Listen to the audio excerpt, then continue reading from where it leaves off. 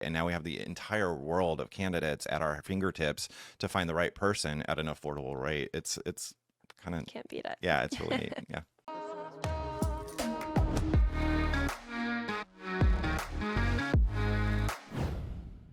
Hey everyone, I'm Neil Ottesen, the head of talent and staffing at LegalSoft. And today's podcast, we're joined with Haylie Logan here.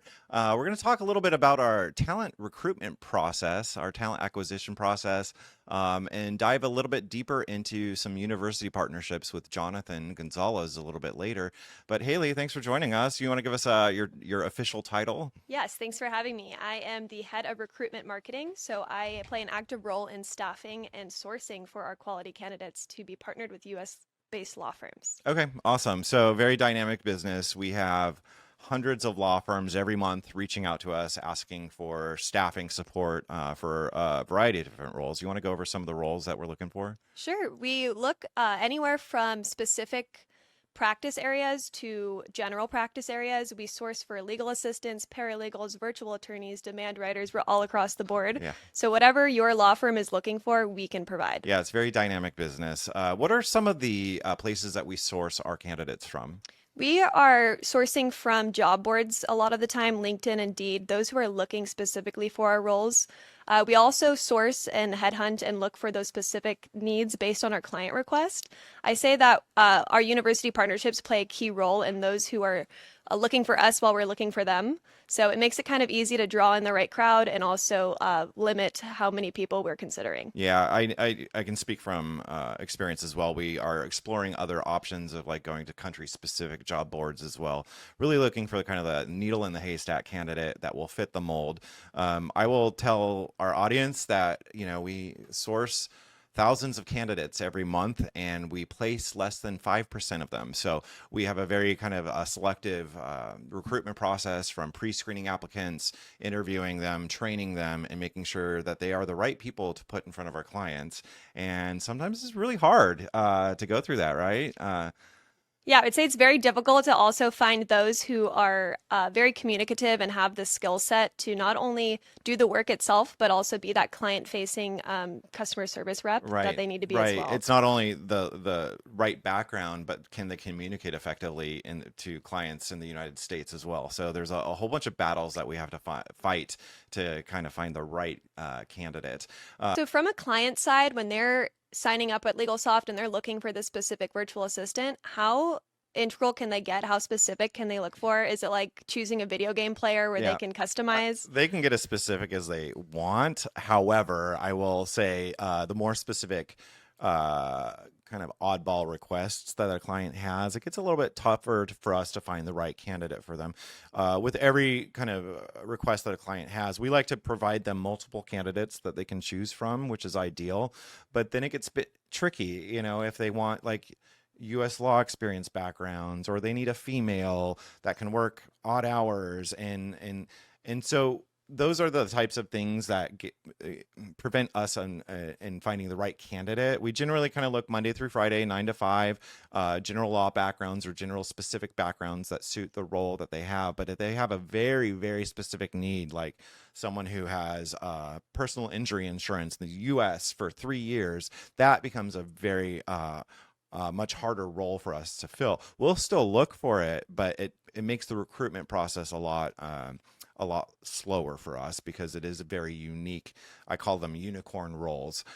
So we have found that a number of clients, though, don't really know what they need. And that's where our support team of sales specialists and customer success managers can really help them identify what they're looking for.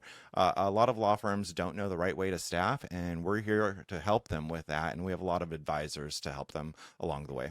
Yeah, I think that's a great point to make, is a lot of these clients who are coming just know that they want a virtual assistant, but they don't know what Yeah. help they need or where they need it. Yeah. So I think our sales team does a great job of pairing that. And also when it comes to looking for a employee that can speak various languages, what do we typically like to place for Yeah, those? two most common languages we look at are obviously English, and then we have bilingual candidates that are English and Spanish. So we look at various countries throughout the world. We use Latin America a lot for the Spanish speakers. We use the Philippines a lot for English speakers, but recently we had requests for Portuguese speakers and Arabic speakers, and so we're sourcing other countries such as like Jordan and Egypt and Brazil for those candidates that kind of fit that mold as well. So it seems the limitations have definitely expanded. Yeah, it is definitely we want to be a factory for staffing and make it as seamless and smooth as possible. So when the client says, "Hey, I need someone," we actually have candidates in our inventory pool to present to them the next day to make that process as quick as possible. But it does get a little tricky with those special requests, and we may not have everything at the ready all the time. So for the unicorn positions, while we try our best, there are times that we have to go back to a client after a few weeks of sourcing if we had zero luck in finding the right candidates, and we work with those clients to see, if not this, then what. We kind of want to come to the ready with a solution for them rather than saying, hey, we can't do this, we can't fulfill it, and just finding and identifying what are the most important elements of what they're looking at, or what is the role that they're trying to accomplish, and for us to get really solutions oriented in providing them options beyond their unicorn request. Haylie, can you talk a little bit about what the candidate experience is like once they are actually placed with a client? Like, how do they contribute being virtual, or like, how do they add value to the culture of the environment? I think it's a common misconception that because they're thousands of miles away, that they're really not involved with the company.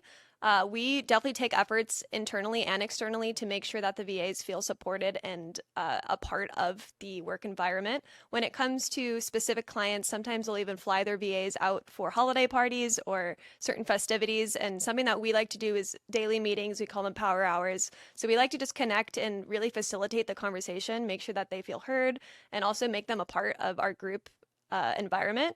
And whether that's wearing or having festive Zoom backgrounds just to celebrate, we do want to make sure that they feel included and that we're all in this together. Yeah, it's funny because we practice what we preach as well. A number of our employees at LegalSoft are virtual assistants from other countries as well, and you and I have been working with virtual assistants for years now, and it's very normal. I think it's interesting because the pandemic changed kind of the face of remote work for a lot of people, and being able to outsource our workers to other countries now with kind of the world embracing what remote work looks like, or a virtual assistant looking like, it's becoming quite normal these days. Yeah, they say, and we say, the future is remote. So Yeah. without that whole idea, we know that this is going to go on in the future and it's not really going to have an ending point.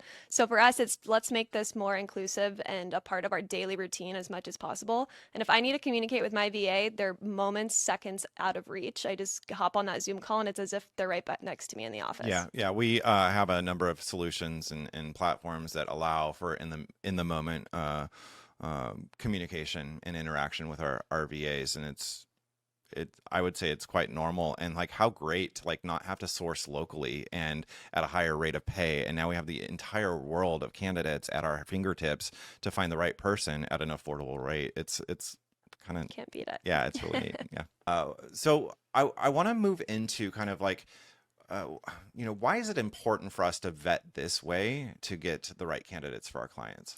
I think it's important to vet the way that we do because we source out and weed out those who are not as passionate or dedicated to the role. I think a lot of people here work from home and remote work, and I can just channel in from anywhere I'm at. And I think that a lot of those candidates don't realize how much of an obligation and how much dedication these roles take. Yeah. And that's why I think that 5% that we do get are very dedicated to that lifestyle and know that I'm not just working from the beach. I have the luxury of working from home so that I can do good. Yeah. So that's some of the benefits to the about the candidate. What are some benefits to the client? Benefits for the client is that you have somebody ready to go, very motivated, willing to learn. They're very impressionable. So if you want to teach them a certain way, they're willing to take that training and that programming and really carry it forward, whether that's at your law firm or in the future if they want to propel further. I think rather than taking somebody who's already worked at a law firm that already is set in their ways, that's the one benefit that we offer at LegalSoft. Yeah, we can mold them to how they want, and we offer very specific training modules.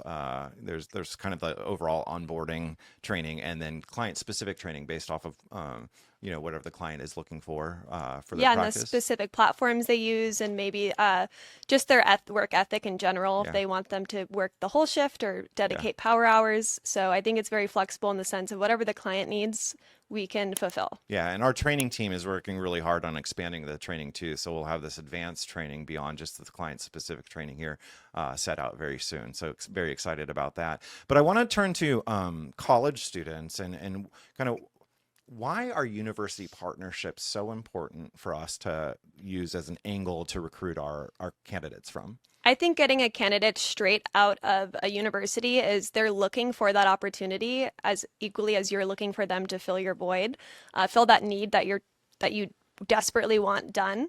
I think pulling from a candidate pool of legal students knows that they have the interest in this specialty already, so you don't have to really incite them or persuade them into the legal industry. I think they're ready to go. Yeah, yeah. I really wish I had a company reaching out to me the second I graduated college saying, "Hey, we've got a job for you." And that's kind of really what LegalSoft is attempting to do with our partnerships to help get the right candidates for the client, also to offer jobs to candidates who really want to work in the field. Yeah, and I think a tough setback is finding the job that not only fits your desires and interests, but also knowing that it has longevity. Yeah. And by partnering with our clients, you know that you are going to have a future in this position and it's not just a summer job or Yeah.